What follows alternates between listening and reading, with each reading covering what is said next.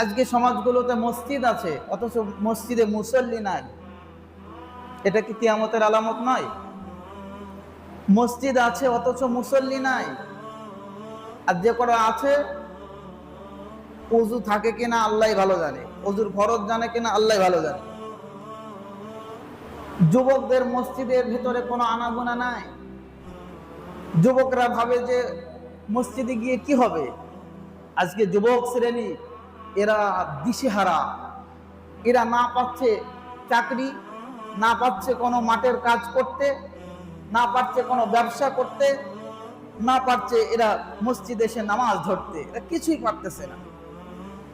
যুবকগুলো দিশেহারা, কি করবে, কোথায় কি করবে কোনো ঠিক পাইতেছে না। আমি বলবো যুবক যারা আছো, কোনো দিকে যদি কিছু না হয় মসজিদে এসো।